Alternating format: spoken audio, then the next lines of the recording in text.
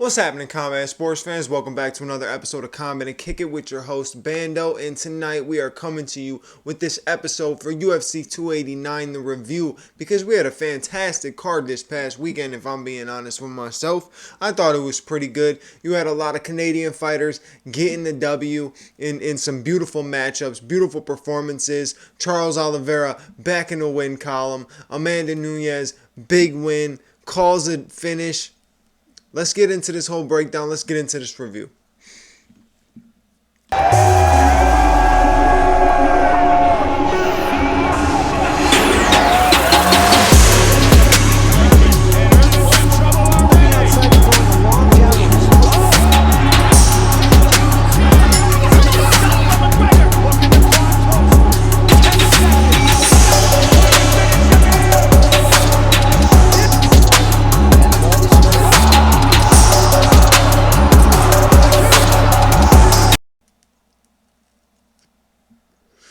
So first thing I'm going to say, Charles do Bronx Oliveira. My man's back in the win column. Let's fucking go. We're going to get into that whole entire review of that fight, but that's going to be a huge topic of discussion for me. That's definitely going to be a huge topic of discussion for me.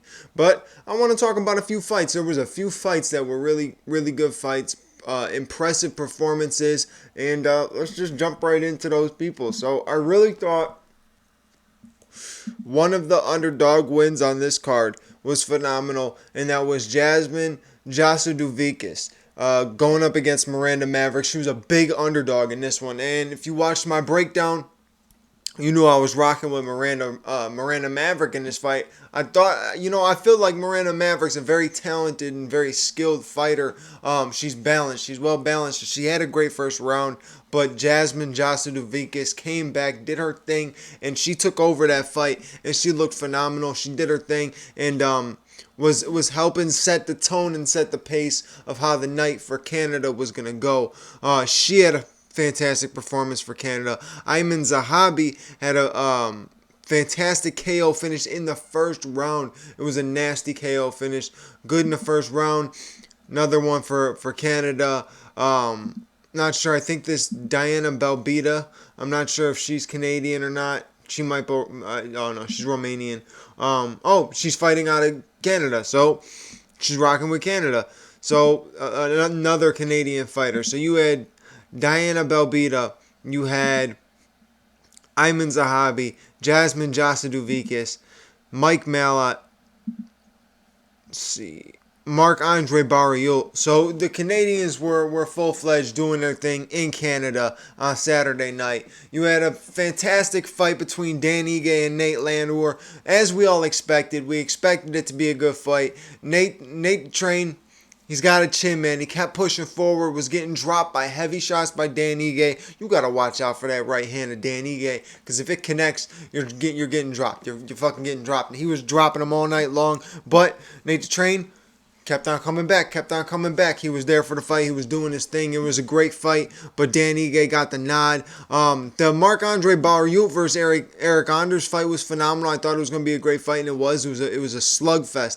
It reminded me of kind of like old school, like mid-2000s UFC. Just had that kind of vibe to it for some reason, but Marc-Andre Barriault came out with the W. Both decision wins in those two fights. Then you had Mike Malott going up against Adam Fugit, and wow, Mike Malott is impressive, man. That dude is skilled. Another very balanced fighter, well-rounded in every aspect of the game. He's got good. Oh my gosh, I can't talk tonight. Good jiu-jitsu. He's got good striking, and he really put it on display, getting a second-round submission win over Adam Fugit. And like I said, man, he was doing his thing, and he's got even some skill on the mic. He can talk, even if it's not shit talking. Sometimes people don't understand when you get on the mic, it's all about the personality that's behind it. That's what was the best about WWE back in the day. You had the old guys, or sorry, WWF back in the day when it was WWF. You had it during the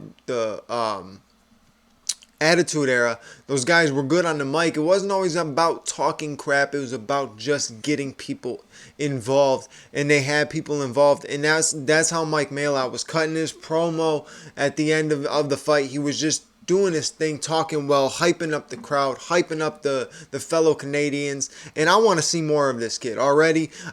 We've seen a few fights. I think he's 3 or 4 fights into the UFC. I like him.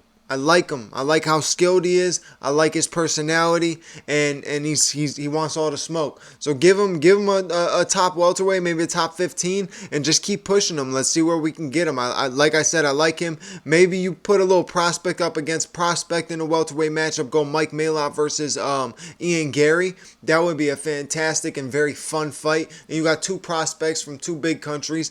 Why not do it? Rock that one out. But Mike Mailout, very impressive. Like I said, great win. And then the co-main, the co-main, man. Look, this was the highlight of my fucking night. Charles Oliveira got the win. Look, I like Beneil Dariush. I wanted to see Beneil Dariush be the #1 contender to go up against Islam, but I didn't want to see him do it going up against Charles. You can't take out my man's Charles and expect me to want to see you get a title shot. That wasn't going to happen. Charles got the nod. Charles did his thing. Charles was looking like Dana White said, a world beater, and I cannot disagree. I agree 100%. He looked like a world beater. He was doing his thing in there, man. So you had some success with Beneil being in top position from I guess you can say either a failed trip by Charles. Some people thought he was trying to pull guard, but I think it was a failed trip by Charles. And Beneil was trying to work some ground game, but Charles was not letting up. Charles was not staying in easy positions. He was grabbing whatever he can grab, start threatening submissions any which way, and he was throwing strikes from the bottom too, mean strikes from the bottom. He was giving Beneil a reason to not want to stay in the same position on the ground. Like I said, Beneil can't stay stagnant. I was saying that in the breakdown. He cannot stay stagnant when he's on the ground and not move and just because it's not going to be good. That's when Charles is going to do his best, and Charles was doing well with the strikes anytime that Beneil took a second to really slow down the work on the ground. So I thought Charles looked good on the ground, and he looked fantastic standing up, man. He's got pop in his punches. He's got pop in his kicks. He was throwing beautiful head kicks, high head kicks off of the right hand. Clinching, of course, his clinches and knees to the body are always beautiful. Shout out to Charles Oliveira, man. I was so happy to see him win. Look, like I said, I like Beneil Dariush, and I wanted to see Beneil win, just not against Charles. Charles is my favorite fighter in the UFC. You guys know this. I've been rocking with him for a minute. I said a long time ago, people are going to act like I haven't, but it's the truth. Anybody who knows me knows. I've been rocking with Charles Oliveira since he beat Daniel Tamer. I don't know if it's David Tamer or Daniel Tamer, but since he beat Tamer, I was saying that man is the future of the lightweight division. And that was on the build-up. That was on a rise. That was in the 12 of the 13 that he has won. Think about this, man. 12 of his last 13 he has won, right? He's got the most submission wins in UFC history. He's got the most finishes in UFC history. And just this weekend became 20 finishes. 20 finishes. And now that's the most in lightweight history as well. So it's just unbelievable to think that. And I know people get real sensitive when you make comparisons between Khabib and Charles. Yes, Charles lost to Islam, so I get how you guys are going to do your math and everything like that. But when you're talking about accomplishment, when you're talking about accolades of these guys, Charles is leading, and Charles is still going. You know what I mean? There is so much more room. There is no roof for Charles Oliveira, it seems like. He doesn't stop. The man went down, fell a bunch. They all called him a quitter. He was a quitter. Came back. Unbelievable fighting win streak. Comes back, becomes champion in one of the most stacked divisions in the entire world of fighting. 155 is one of the most stacked divisions. And he gets the belt in it. He defends it once. Technically defends it twice, however you want to play that out. But he loses it, and everybody kind of pushes him under the rug, and boom, he's right back into that underdog. And honestly, the man has won 12 of his last 13, and I'd be willing to bet you 10 of those, 8 to 10 of those, he's been underdog. If not almost all of them, but 8 to 10 of those, I can almost guarantee you that he has been the underdog. And when you doubt a man like Charles the Bronx Oliveira, he comes through. He comes through like he said. He is illuminated by God. The champion has a name, and it is Charles the Bronx Oliveira. Look, man, he's getting that belt back.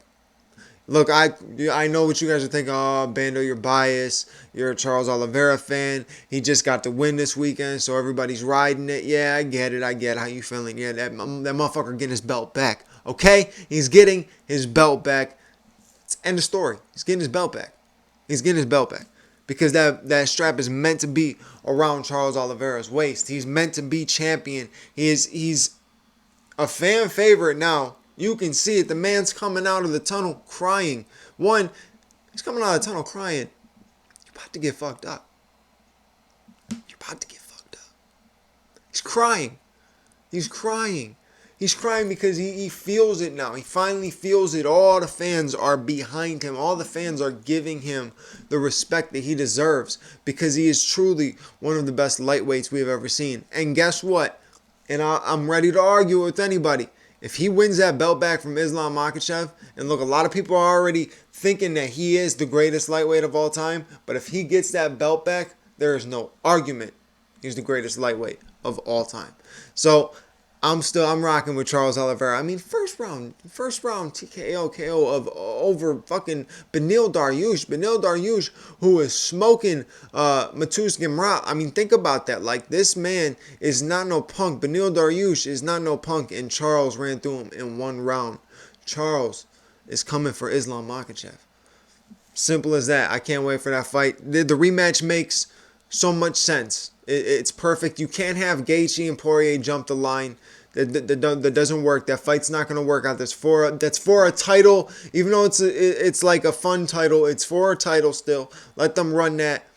Charles is number one contender. Charles is next in line for that belt, and they can make that fight.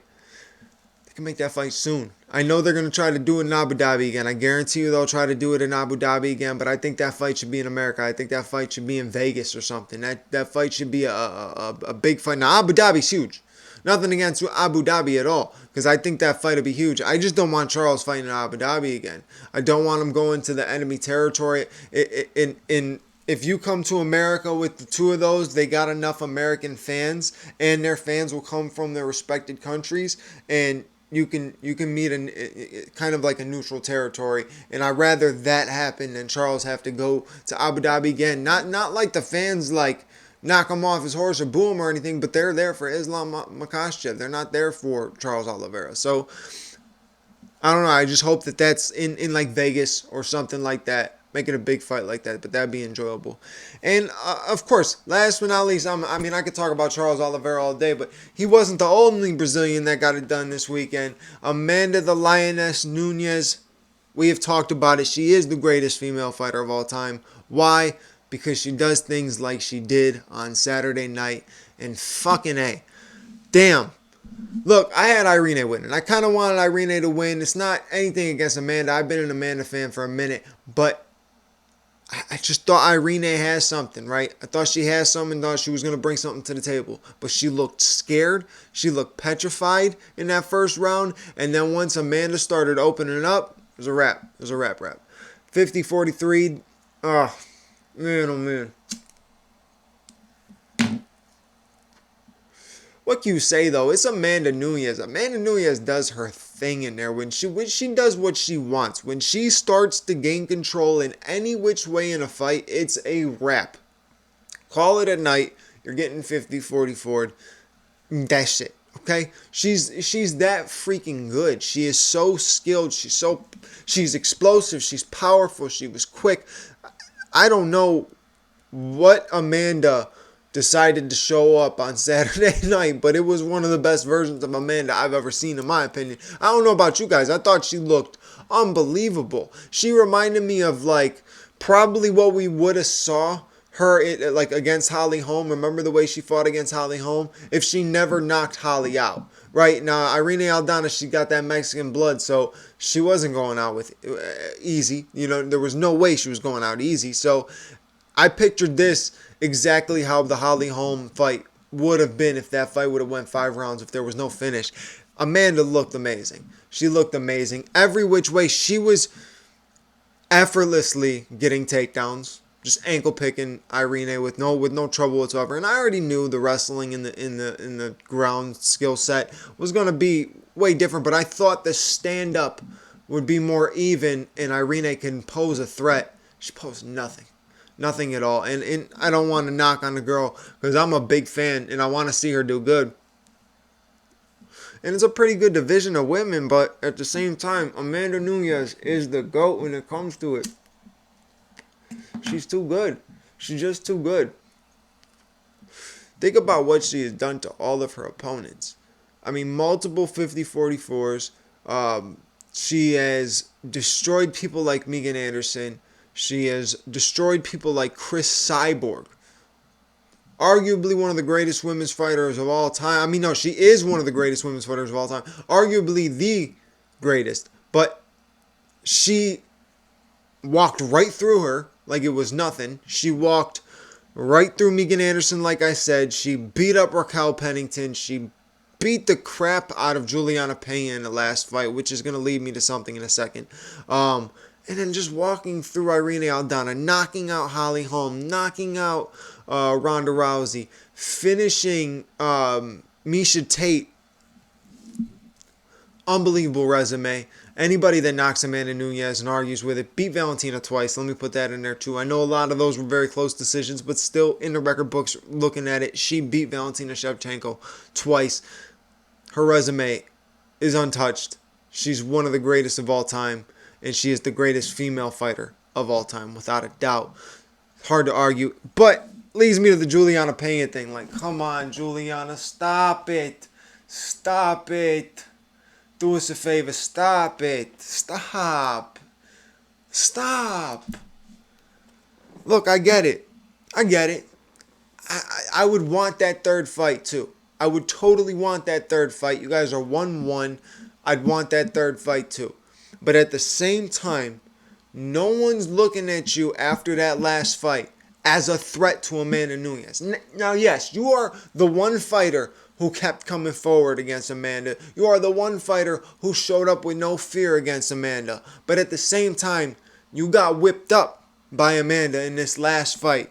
You finished her in the first fight. I'll give you that. You got the submission that happened. But we all know that was not the best version of Amanda Nunes. And then we saw what Amanda Nunes is capable of doing in that second fight. If we get a third fight after seeing Amanda Saturday, I don't know. Juliana, you got knocked down like 10 times in the last fight. Now, look, I don't hate on Juliana Pena, right? But I feel like the lack of any respect for what Amanda Nunes has done, just because you beat her one time, right?